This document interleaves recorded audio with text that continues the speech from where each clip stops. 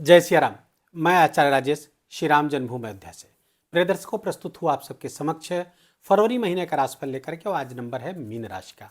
Mean राशि के जातकों के लिए आपके द्वादश स्थान व्यय स्थान पर पंचग्रही योग बन रहा है।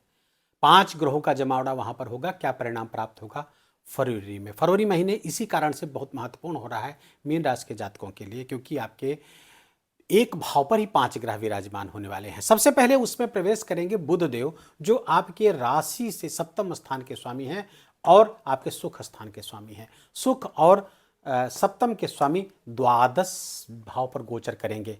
मित्र राशि के गोचर पर, मित्र के राशि पर गोचर करेंगे, शनि की राशि पर। अच्छा, शनिदेव बुध देव के मित्र हैं और शनिदेव एक घर आगे ही गोचर कर रहे हैं, तो यहां पर अधिमित्र हो जाएंगे कंपोजिट रिलेशनशिप में।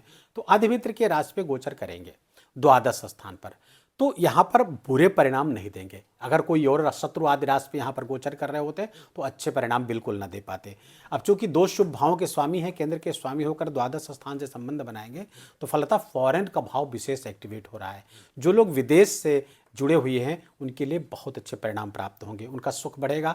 व्यापार व्यवसाय एक्सपोर्ट इंपोर्ट आदि से जुड़े हुए हैं, बहुत अच्छा है। देखिए, बुध जो कारक होता है कम्युनिकेशन का कारक होता है, संचार का कारक होता है। दूसरा, बौद्धिक कुशलता का कारक होता है, इंटेलिजेंस का कारक होता है, और आपके एनालिटिकल पावर, लॉजिकल पावर आदि का कारक होता है बुध। और वित्तीय चीज़ों के, finance, banking, calculation, computer software, इससे जुड़े हुए लोगों को विशेष लाभ होगा। जो लोग मल्टीनेशनल एमएनसीज में हैं तो उनके तो कहने ही क्या। अगर आपको कोई अभी तक जॉब वगैरह की समस्या थी, उसका भी हल करने वाले हैं बुधदेव। जो इस क्षेत्र से जुड़े नहीं हुए हैं उनको उनके जीवन साथी का फॉरेन से जुड़ना एक संभावना बना रहा है। व्यापार का फॉरेन से जुड़ना एक संभावना ये प्रबल कर रहा है। दूसरा, आपके बाहर, घर से बाहर दूर जाने की यात्रा का भी योग यहां पर बुधदेव बना करके चल रहे हैं।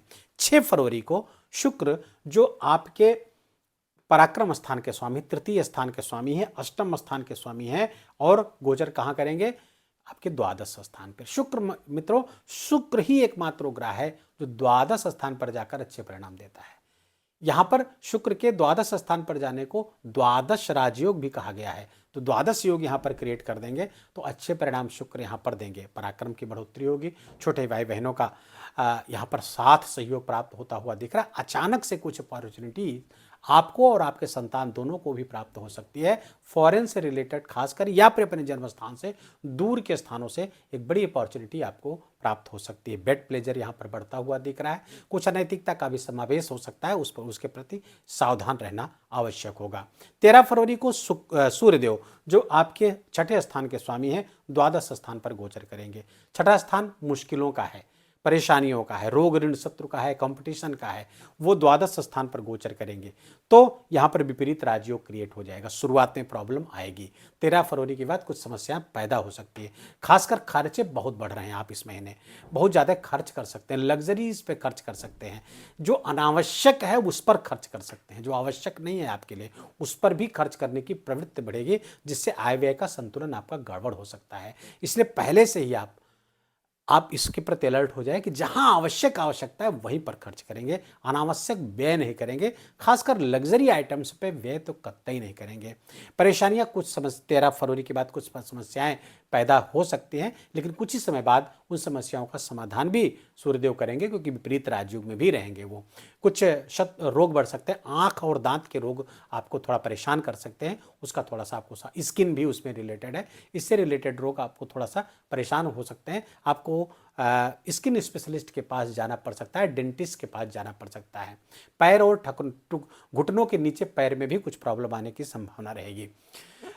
अब यहां पर 23 फरवरी को मंगल भी, जो अभी तक 23 फरवरी तक आपके लाभ स्थान पर उच्च के होकर गोचर कर रहे हैं, आपके भाग्य स्थान के स्वामी 23 फरवरी तक उच्च के होकर गोचर करेंगे। यह आपके लिए बहुत अच्छा है। भाग्य स्थान से लाभ, अर्थात पिता, गुरु, आपके सीनियर्स के माध्यम से बड़े लाभ, धर्म से लाभ आपको प्राप्त होता हुआ दिख रहा है। बाकी और लाभ हो सकता है आपको अपने कुटुंब की संपत्ति का लाभ, क्योंकि धन के स्वामी हैं, लाभ स्थान पर उच्च के होकर गोचर करेंगे धनेश। तो धनेश का लाभ स्थान पर उच्च का हो गोचर होना, तो अर्थात आप अपने धन को, अपनी संपत्ति को री इन्वेस्टमेंट करते हुए दिख रहे हैं, क्योंकि ये द्वादश भाव द्वादश से द्वादश होगा तो आप इन्वेस्टमेंट करेंगे जिसके कारण से लाभ और आपका बढ़ेगा। लेकिन 23 फरवरी से यही मंगल द्वादश स्थान पर चले जाएंगे। तो द्वादश स्थान पर मंगल के जाने का अब चूंकि आपके नवम स्थान के स्वामी हैं, द्वादश जाएंगे तो फौरन से फिर से आपको लाभ प्राप्त करने के योग बना देंगे, क्योंकि नवम भाव से फौरन देखें द्वादश भाव फौरन का है ही है, तो वहाँ से लाभ आपको प्राप्त हो सकता है। मेडिकल क्षेत्र से जो जुड़े हुए हैं, खासकर सर्जिकल क्षेत्रों से जुड़े हुए हैं, उन सबको बहुत विशेष लाभ होना एकदम दिख रहा है। डोनेशंस करते रहिए, दान आदि इसमें करना बहुत आवश्यक। द्वादश स्थान पर योग प्राणायाम को अपने जीवन में बहुत शामिल करना चाहिए, क्योंकि द्वादश भाव पर 5 ग्रहों का इकट्ठा होना कुछ नकारात्मक परिणाम भी पैदा कर सकता है। को चोट चपेट का भी भय पैदा कर रहा है, लड़ाई झगड़े विवाद की भी संभावना है, क्योंकि यहाँ ग्रहों के बीच युद्ध रहेगा और दूह स्थान में ये युद्ध है, थोड़ा परेशानी बढ़ सकती है। इसलिए उपाय जो बताया जाए उसको अवश्य करिएगा। अब देखिए वहाँ पर 4 ग्रहों की हमने चर्चा की, राहु ऑलरेडी पहले से विराजमान है वहाँ पर, तो राहु के साथ सब ग्रहों की अलग अलग युति बनेगी। जैसे सबसे पहले 3 फरवरी को बुध के साथ युद्ध बनना शुरू हो जाएगी, जिससे बुध और राहु की युति में, इसको कहते हैं ये दिव्य जड़त्व योग।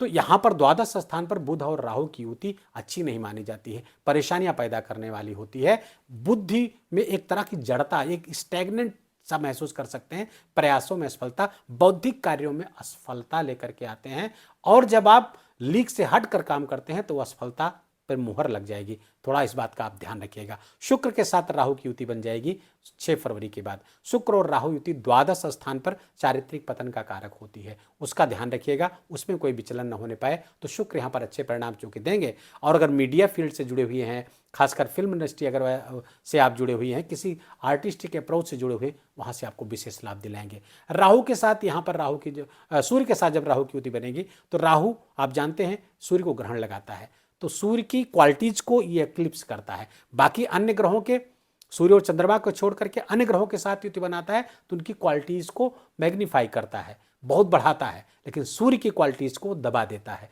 तो यहाँ पर आत्मविश्वास की कमी से आप जूझ सकते हैं, अति आत्मविश्वास के भी शिकार हो सकते हैं, ओवर कॉन्फिडेंस में कुछ ऐसे निर्णय ले सकते हैं जो उल्टा पड़ सकता है, परेशानियों भरा हो सकता है। इसलिए फरवरी माह में बहुत सावधानी से आपको कदम बढ़ाने की आवश्यकता होगी।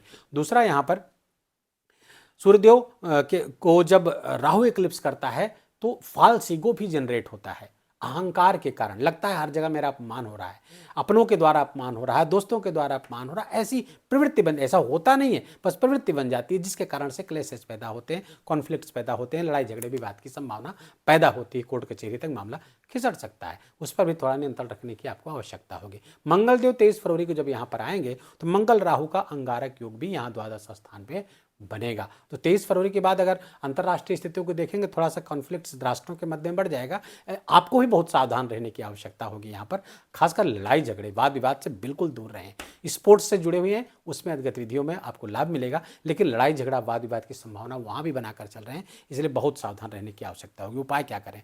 पहले तो सूर्य भगवान को अर्घ्य देना, गायत्री मंत्र का जप करना, आदित्य हृदय स्तोत्र का पाठ करना इस महीने बहुत आवश्यक है आपके लिए, न केवल इस महीने बल्कि 14 मार्च तक तो बहुत आवश्यक है। दूसरा, हनुमान जी की आराधना, हनुमान जी के नित्य मंदिर जाएं, हनुमान चालीसा का 11 बार आपको पाठ करना चाहिए, ये बहुत आवश्यक है, क्योंकि अंगारक योग भी यहाँ पर सृजित होगा।